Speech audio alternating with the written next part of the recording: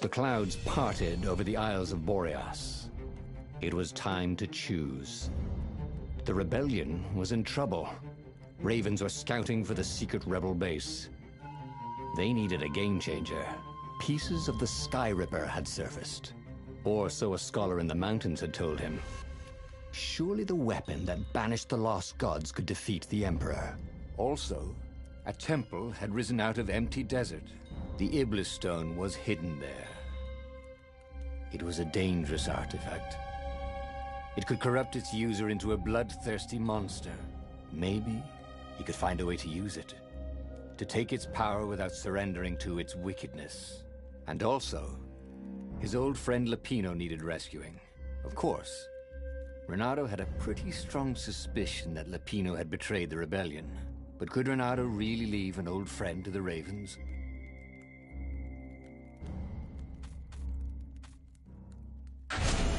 Every child knew about the skyripper. The Transcendent Emperor had buried its pieces. What could have brought them to light? This Emperor, Isengrim III, had once been kind, but he'd gone mad. And now he was conducting secret, obscene rituals to bring back the lost gods. Had he, somehow, summoned the long-lost components of the legendary weapon out of the deep places of the earth? It was more than Renato could fathom. But if he could find a legendary weapon, he would use it.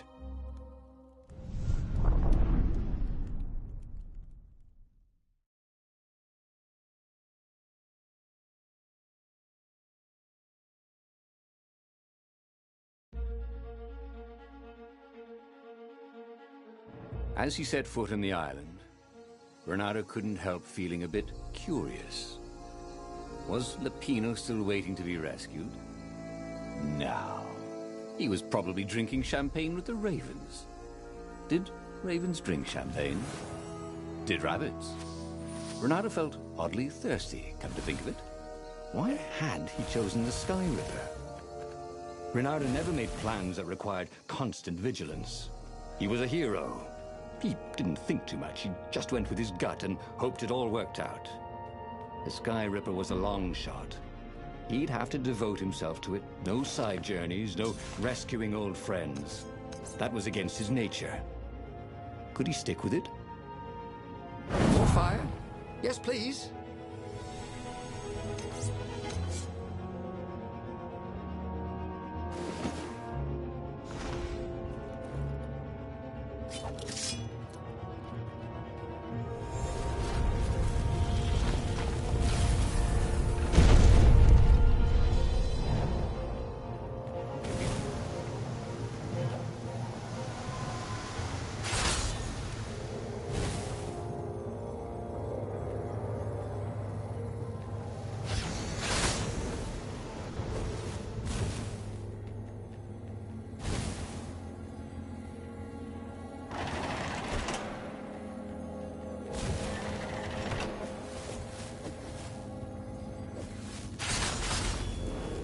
The people who had built this castle, did they even know what monstrous weapon lay hidden within their walls?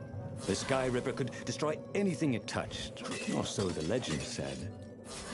As the Transcendent Emperor had fought the lost gods, thousands of thousands had died. But Renato had been through wars. The only merciful war was a short one.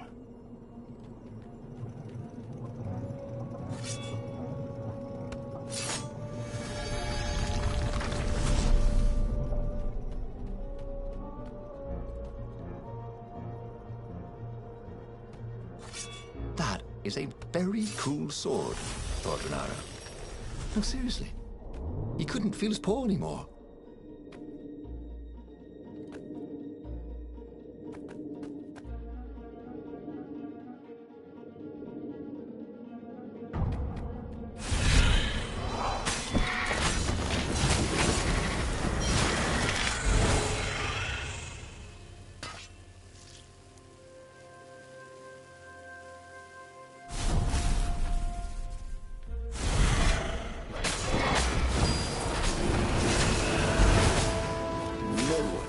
Renato at hot potato.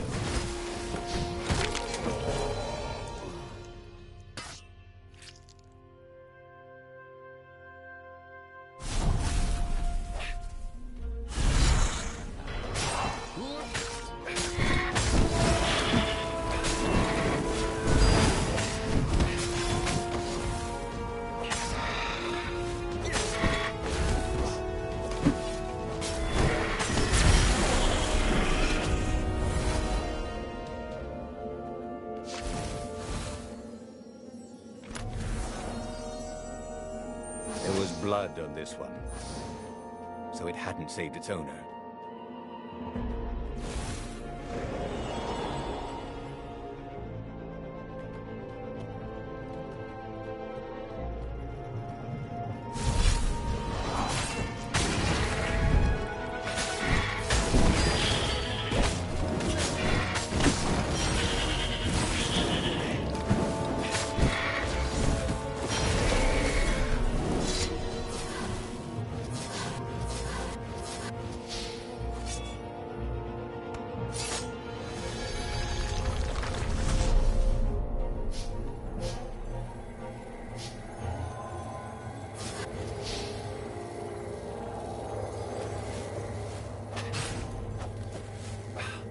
Bernardo checked to make sure his sword was still working. Yep.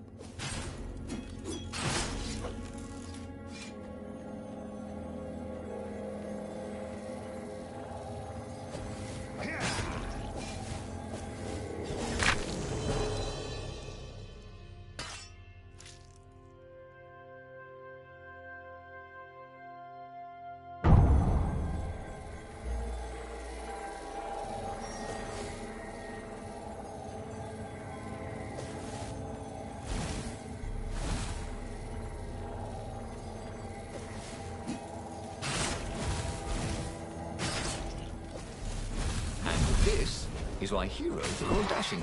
Bernardo thought. See? Dashing? Get it?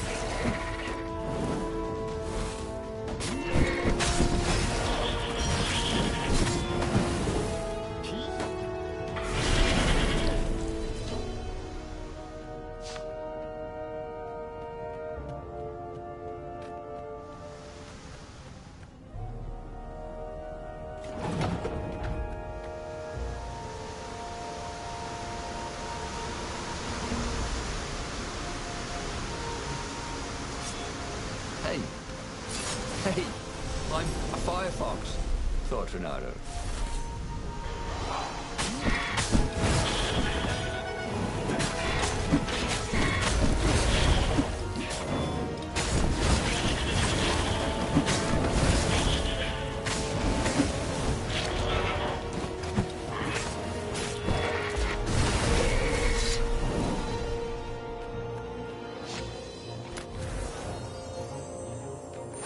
Sensed the jewel's power. He had a feeling they were going to be great friends.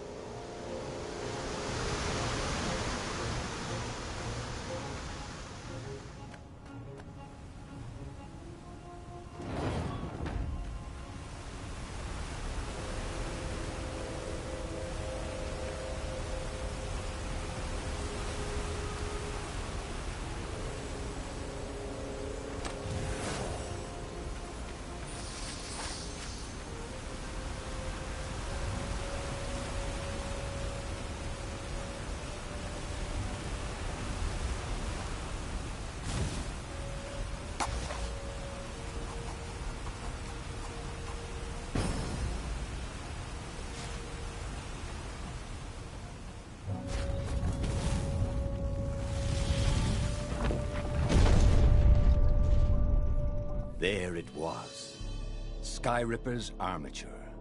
The stuff that dreams are made of. Engineers' dreams, anyway. The device was intricate. No one alive had the skill to make a thing like it. How was it part of a weapon at all? He'd have to ask a scientist. But first, he'd get the second piece. Skyripper had a heart. A core that had come to rest on the next island. Well, there was another island he could reach. Zenobia had just invaded it with her father's Raven battalions. She must be encamped there still. But fighting Zenobia now, that made no sense at all. He'd already sacrificed one friend to get this armature, was it? He didn't need to hurry to face her. She would find him.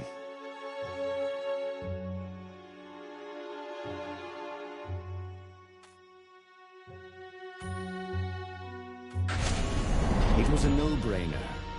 He'd sacrificed his old friend Lapino to get the armature. And the armature was useless by itself, only a series of coils and wheels. War demanded sacrifices. And he would make more before the end. He would have to choose the greatest good, no matter how much it cost him. Zenobia. Well, he would see her sooner or later, across a battlefield or a sword's point before all this was over. He was sure of that. The power was in the core. Obviously, he had to get the core.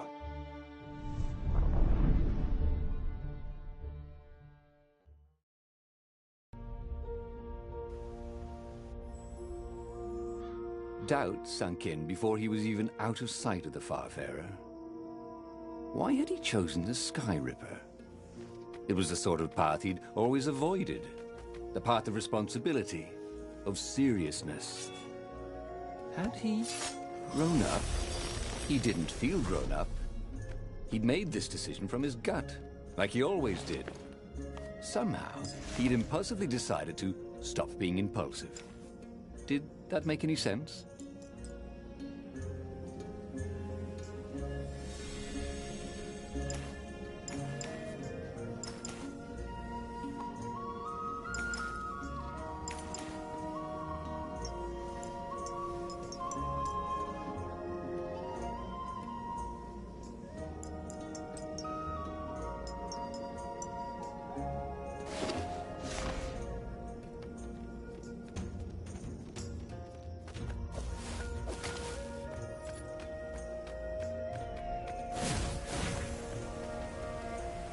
The waterfall was spectacular. You had to enjoy these things as they came. We passed this way but once.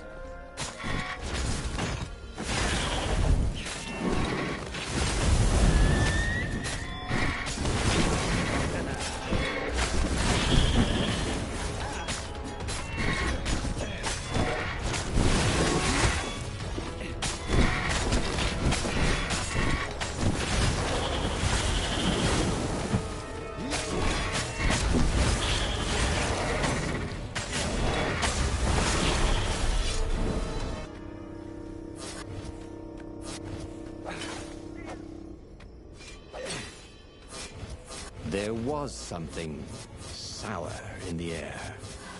Like the earth had ruptured over something that had been fermenting for a very long time.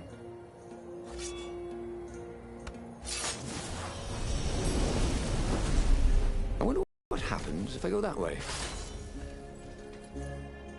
Each other to death. So these had to be Imperial gogglers. That meant ravens were up ahead.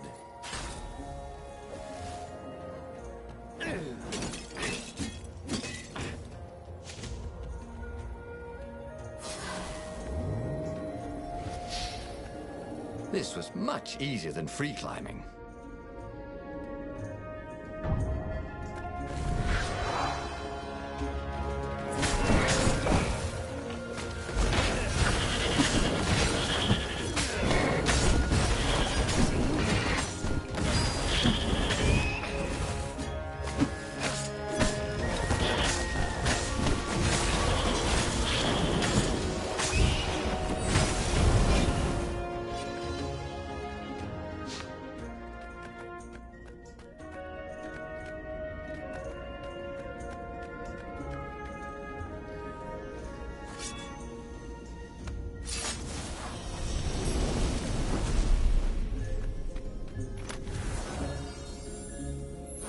Magical jewel. Bernardo couldn't wait to find a workbench. There were fewer and fewer trees. There were only these huge crystalline growths. Had those been here before? He no longer heard birds except for the feverish cawing of the ravens when they attacked. He couldn't smell the small animals of the forest. The mice and rabbits. Where had they gone? And he was getting hungry too. This was an unhealthy place to be. I wondered how his laundress was going to get all these bloodstains out of his tunic.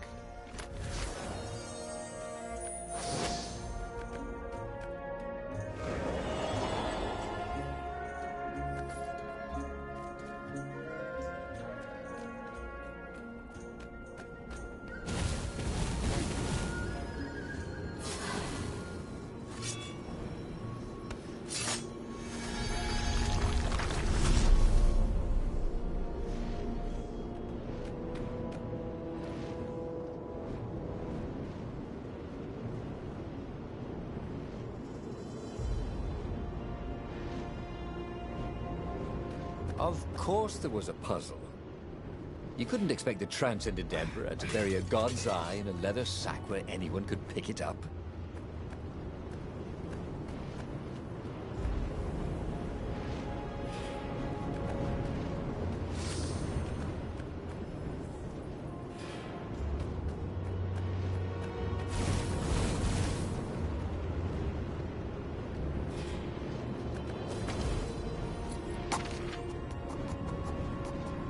More and more extraordinary.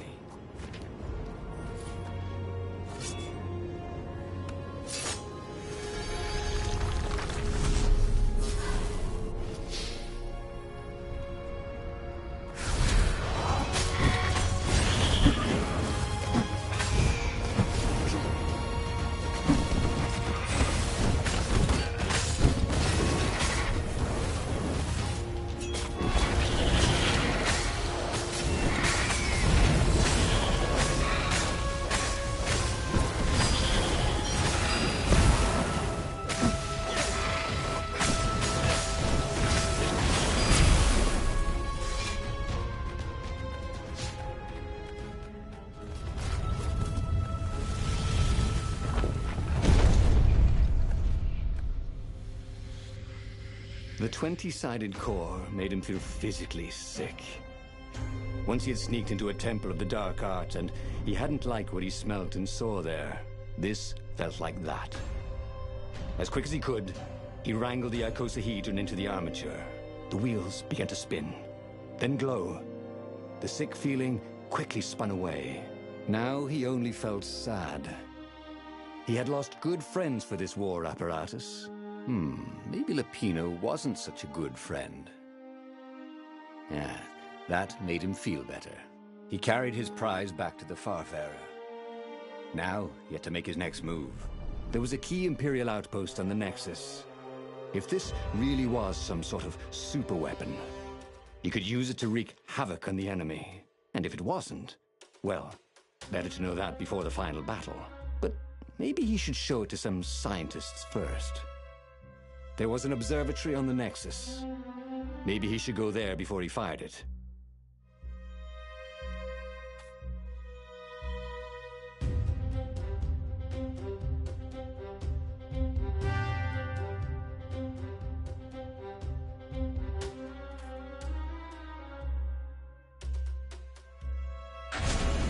Well, of course. If you've just assembled a weapon out of legend that can exile gods from the world, you'd want to have a scientist or two look at it. And even if they disagreed and he had time, he could ask Calaveras himself. Yes, the observatory would be his objective.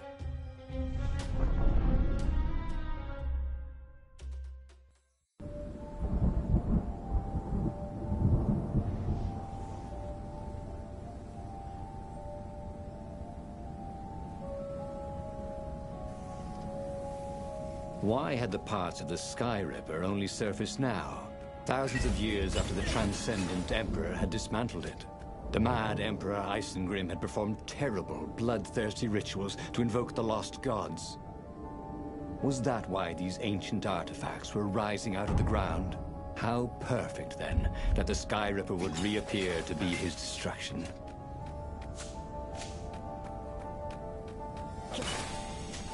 If they didn't want their things broken, they really ought to make them stronger.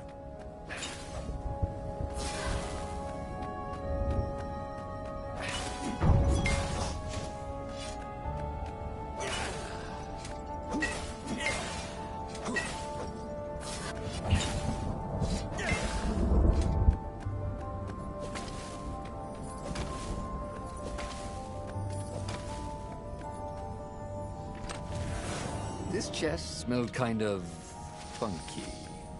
He hoped he didn't get it in his clothes.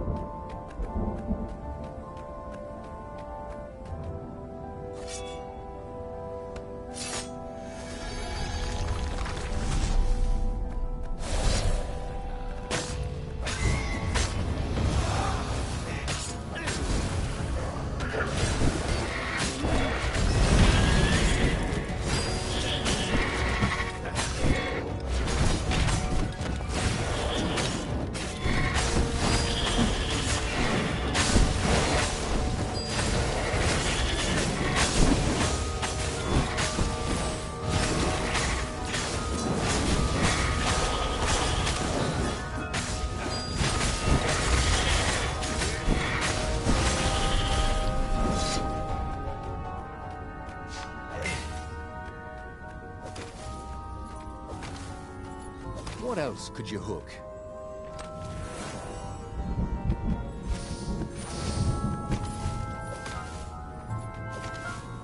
A legendary weapon was exactly what the rebellion needed. They were outnumbered. The once kind Emperor had become a tyrant. But his ravens stayed loyal, for he fed them his victims, and the other animals were too frightened to rebel. Renato shuddered at what the Emperor was trying to do. To bring back the lost gods, the Black Harvest, the Black Sun? No. He would stop that toad, no matter what the risk. Hey! Hey, a workbench! He could try out his new bling.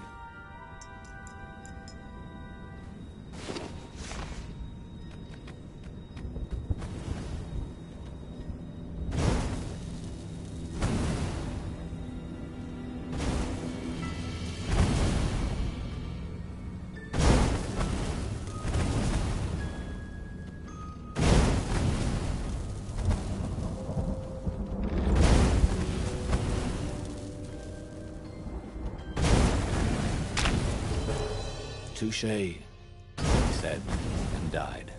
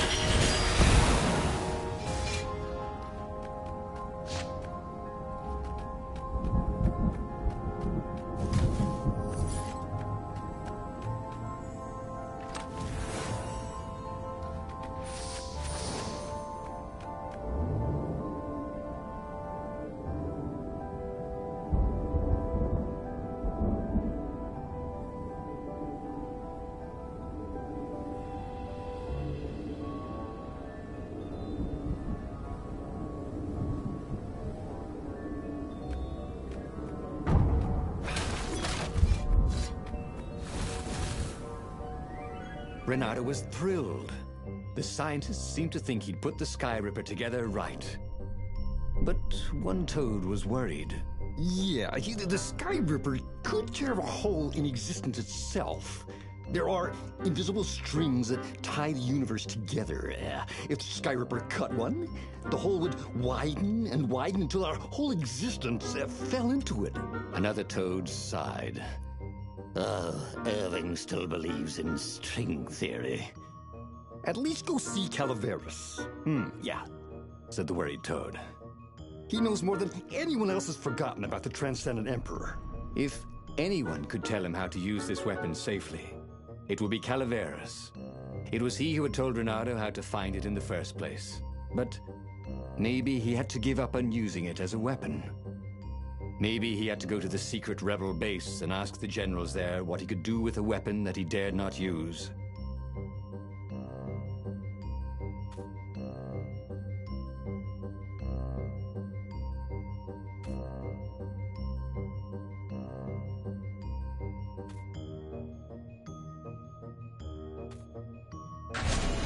Well, he should have known he'd have to consult Calaveras again. The scientists at the observatory were smart enough.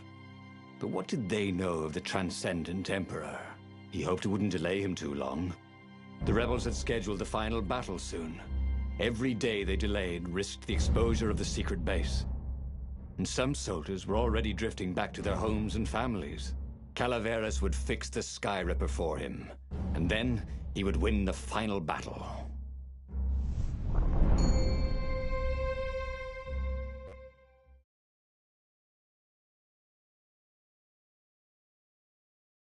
Maybe it was the cold. But after a few steps, Renado's optimism started to slump. What if Calaveras couldn't help? Did Renado dare use the skyripper? Oh, he hated that he had chosen this path. It was so much simpler to rescue friends and attack enemies. Even if some of those friends were more trouble than his enemies, some of those enemies had been friends before and might be lovers after. No, okay. It wasn't all that much simpler. No. Physics made his brain hurt. That, at least, he was sure of. He was practically sure he'd find something useful in one of these things.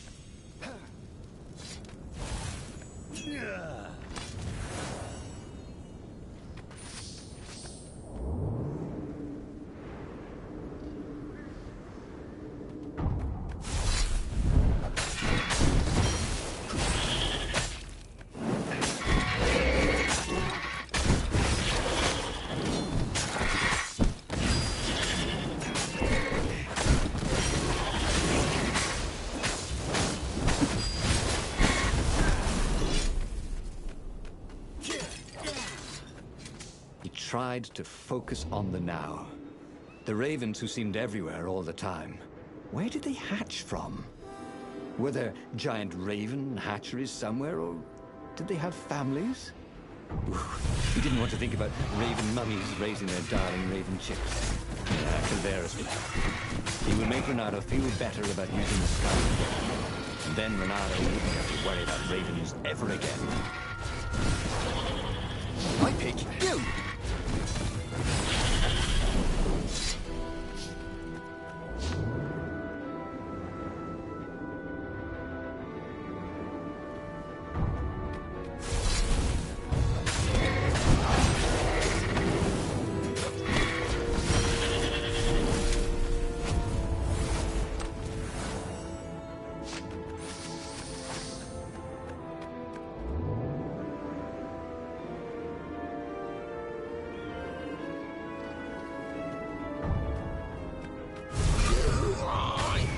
Story time.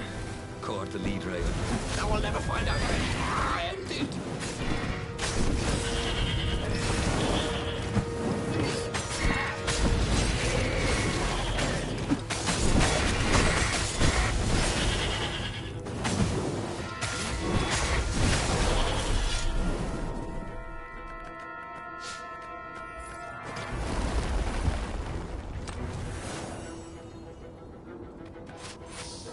This chest was really horrible. Get it?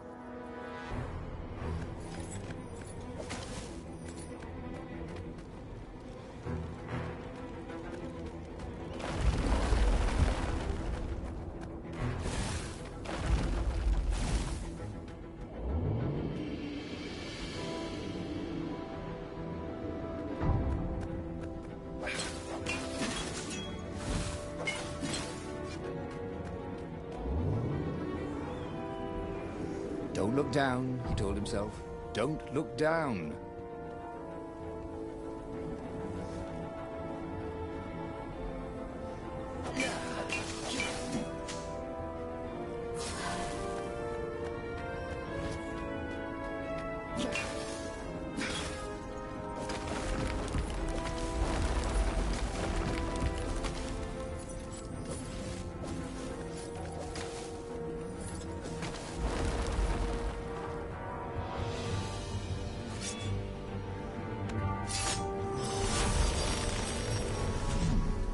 He hadn't noticed that path before.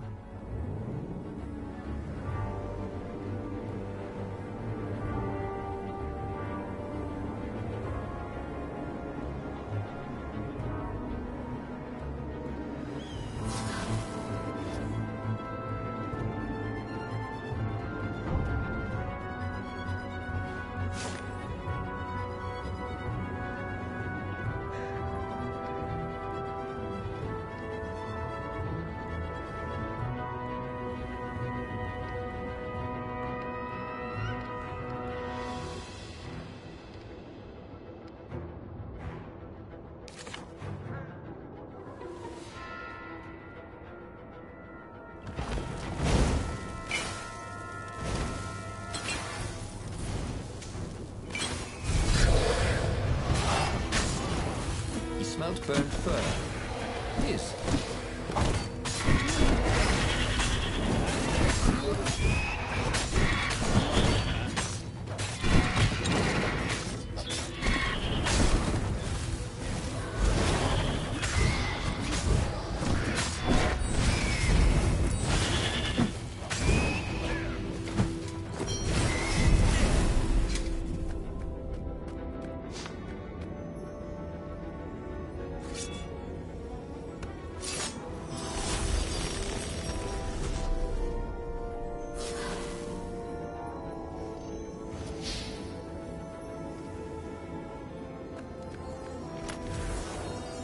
Fresh socks, thought Renato. Please be fresh socks.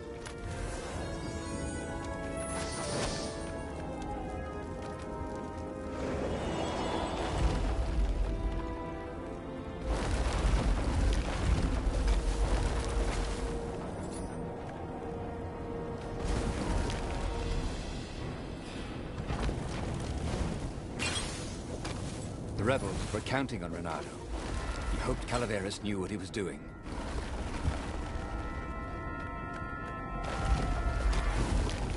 Renato wondered if his future self had commissioned these poles.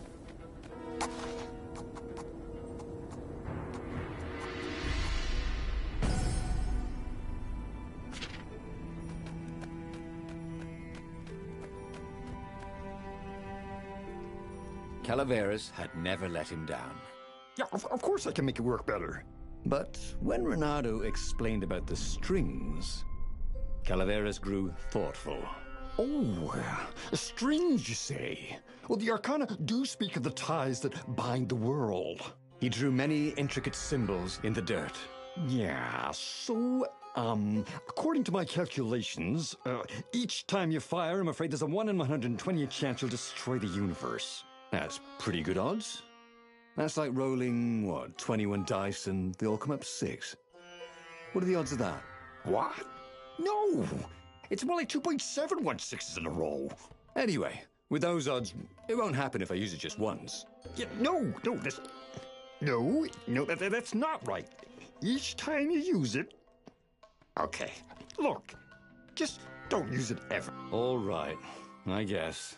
As he sailed away from the mountains, Renato could see clouds darkening. Rain? No. Ships. Imperial ships, swarming thick as bees. This was it. The big battle. They could not afford to lose this one. What if it did not go well? What if he had to use the skyripper? Could he gamble the universe? On the other hand, what were the odds of rolling 21 6s in a row?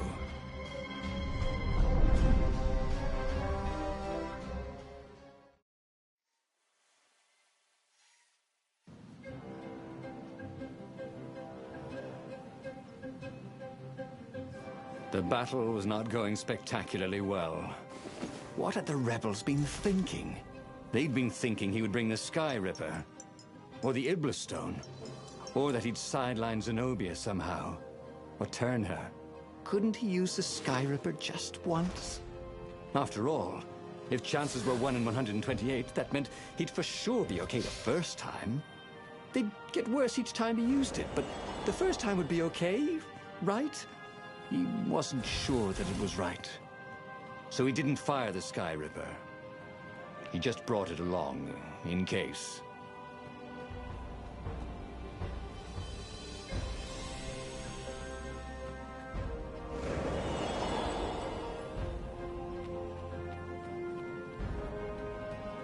The portal was heavily guarded. It must go someplace they really didn't want him to go.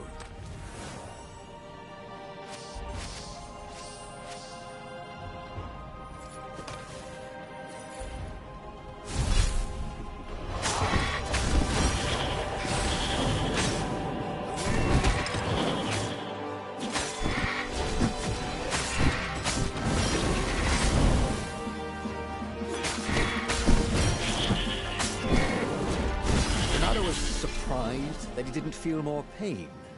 Just a bit dizzy. Whew.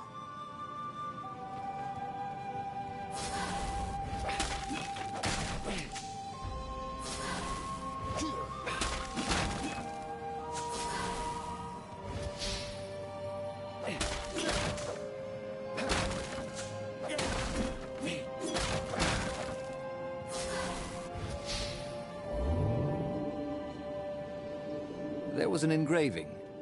Maximum capacity, 130 people.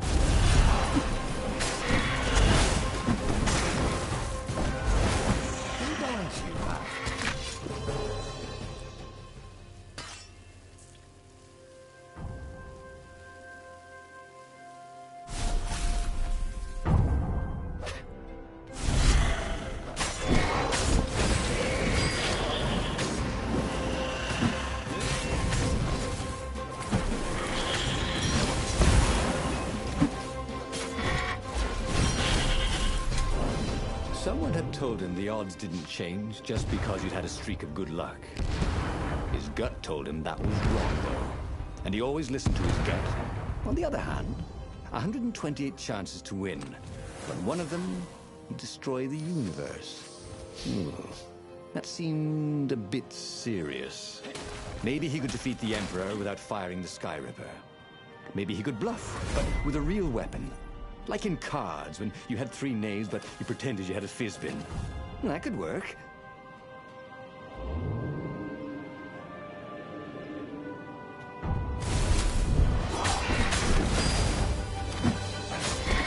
I think this is yours, said Bernardo. But he couldn't hear his enemy's answer.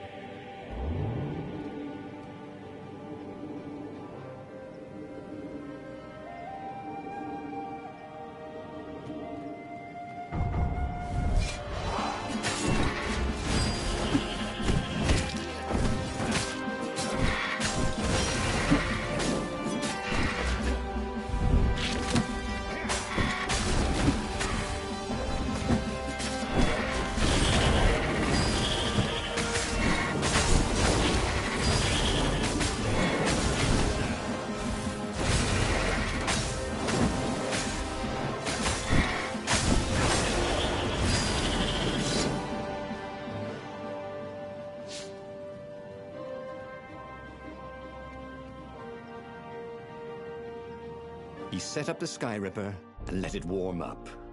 He would bluff if he had to. Zenobia came out, flanked by a very daunting platoon of ravens. You won't actually use that, she said in that annoying, I know everything because I'm a cat and you know nothing because you're just a fox voice she had. Or I know the odds. Good, because there's a real chance you could destroy the universe. No, not the first time I use it. The odds are too low. What? No? Yeah, sure. The first time, the odds are practically nothing. They only go up if I use it a bunch more times. No, but that's not how odds work. Didn't you pay attention in class? Now surrender, or I'll use it. Just once, he said. Don't. He felt sure the odds were with him. He had to go with his gut. That's what heroes do. Fire, he said. Please? The skyripper fired. With a tremendous whoosh, the Emperor's flagship went up in flames. It was awesome. Then he noticed. There was a hole in the air. A blackness, like a tear in a parchment. Wind was blowing into it, widening it. It grew larger, and even larger. Crates fell upwards into it, and the world itself seemed bent, like the reflection on a curved mirror, as it poured into the ravenous hole. 1 in 128. What are the odds? Thought Bernardo, and then everything fell into the hole and was gone.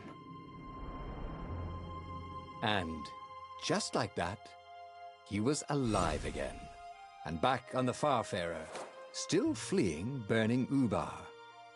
The book was still open before him. So, the book was a portal. It took you to the future when your destinies would branch. He had failed and died 3 times, but he'd learned another true thing. The core was powerful, but dangerous if used improperly.